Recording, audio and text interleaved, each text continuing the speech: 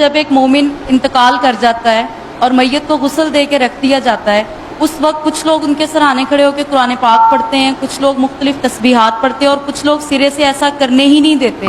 تو وہ کون سا ایسا عمل ہے، رہنمائی فرما دیجئے، جس کا اس وقت مردے کو ثواب پہنچے یا اس کو فائدہ پہنچے؟ ایک سوال کیا. غسل دینے کے بعد پھر نا بیویاں گر کھڑی ہو جاتی ہیں، پڑھنا شروع کر. یہ تھوڑی مدد سے شروع ہوا. آپ ایک بات ذہن میں رکھیں، اللہ کے نبی رسول بہت آئے، سب پر درود و سلام ہے، مگر جیسا نبی اللہ نے ہمیں عطا کیا، قربان جائے رؤوف الرحیم. اللہ کہتا بالمومنین رؤوف الرحیم. کوئی ماں باپ اتنا پیار اولاد سے نہیں کرتا جتنا یہ رسول تمہارے ساتھ ہے. اور حضور پاک کا ہم دیکھتے ہیں.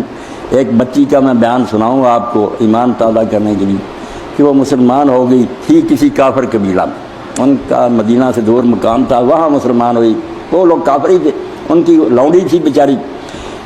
ان کی بچی نے ایک دن اپنا ہار اتار کر لٹکا دیا لکڑی کے ساتھ. تو چیل آئی، وہ ہار لے گی. موتیوں کا ہار تھا، سرخ رنگ کا. اس نے چیل نے سمجھا گوشت لے گی. ان ظالموں نے اس بیچاری مسلمان لونڈی پر شک کیا. اس نے بہت تسلی دی کہ میں نے نہیں ہار چوری کیا، مگر وہ ظالم نہیں مانے. اتنا انہوں نے ظلم کیا، مارا اس کو بیچاری کو، اور ساتھ ہی ننگا کر کے اس کی شرمگاہ تک کی چلا دی جس نے ہار چھپا رکھا. مگر اسی دوران چیل آئی، اس نے ہار پھینکا.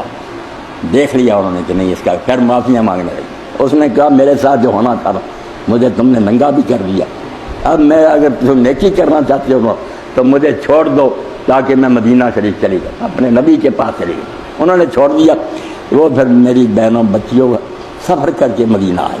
حضور کی بیویوں کے پاس بیٹھتی، اور حضور نے خیمہ مسجد میں لگوا دیا، وہاں وہ رہتی اور مسجد کو جھاڑو دیتی. سیاہ رنگ کی تھی. تو بیویوں کے پاس جب بیٹھتی تو ایک شعر پڑھتی جس کا ترجمہ یہ تھا کہ ہار کا دن بھی عجیب دن تھا جس نے مجھے کفر کے ملک سے نکال کر یہاں مدینہ میں پہنچا دیا. تو اماں ایسا نے پوچھا بیٹا وہ ہار کا کیا؟ کہ اس نے ساری کہانی سنائی کہ میرے ساتھ یہ ظلم ہوا تھا جس کی وجہ سے مجھے یہ آنا نصیب ہوا. تو وہ فوت ہوگی. حضور کے پیار کی بات کہ فوت ہوگی. لوگوں نے رات ہی دفن کر دیا، حضور کو نہیں بلایا. آپ نے ایک دو دن جب نہ دیکھا تو پوچھا کہ وہ بچی کا کیا بنا؟ تو لوگوں نے کہا یا رسول اللہ وہ تو فوت ہو گئی. تو حضور نے فرمایا اللہ اعظم تم نہیں دیا، مجھے کیوں نہ خبر دی تم نے؟ انہوں نے کہا ہم نے سمجھا رات کا وقت ہے، کیا آپ کو تنگ کرے، ہم نے دفن کر دیا.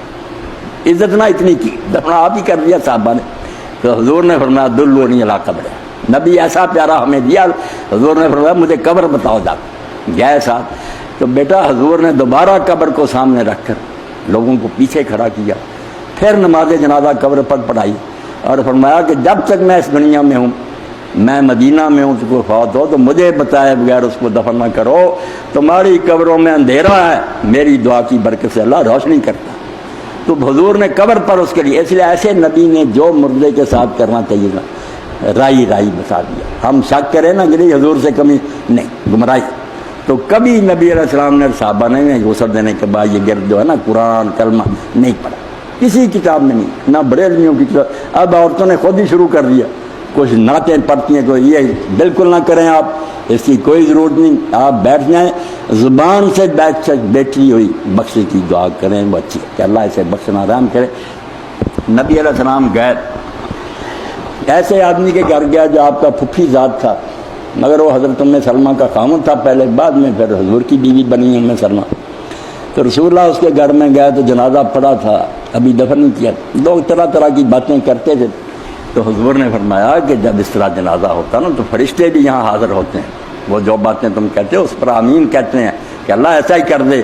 اس لیے ایسی باتیں نہ کیا کرو، اس کے لیے بیٹھ کر بخشش کی دعا زبان سے کہتے رہو کہ اللہ بخشے، رحم کرے، اس کے گناہ معاف کرنا.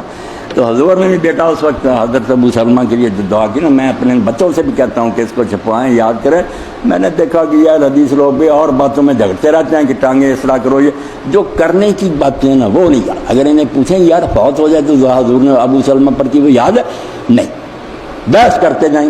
آپ نے نام لے کر کہا، آپ کو اگر نام یاد ہے تو کہہ دیں، نہیں نام تو فلاں ہی کہہ دیں.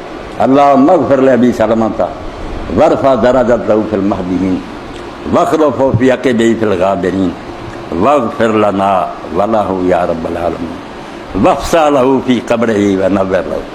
کوئی بات نہ چھوڑی آپ کہ اللہ ابو سلمہ کو بخشنا اور قیامت کے دن اپنے بہت بندوں سے اس کا درجہ اونچا کرنا، اور اس کے جانے کے بعد جس کے وارث رہ گئے بیوی بچے ان کا تو نگہبان بننا، اور ہمیں بھی اس کو بخشنا اور اس کی قبر کو منور کرنا، اس کو کھلا کر ایسی باتیں آپس میں بیٹھ کر کریں نا، ہاتھ اٹھائے یہ نہیں کی، یہ جو گرد پڑتی ہے نا، یہ بچہ کہیں نہیں آیا، کسی فرقے کے میں نہیں آیا، خواہ مخواہ یہ شروع کر لیا، ایسی باتوں سے بچنا چاہیے، ورنہ الزام آئے گا کہ تمہارا نبی کو کسر چھوڑ گیا، حضور کو کوئی بات بتانی بھول گئی تھی، کیوں نئی باتیں کرتے۔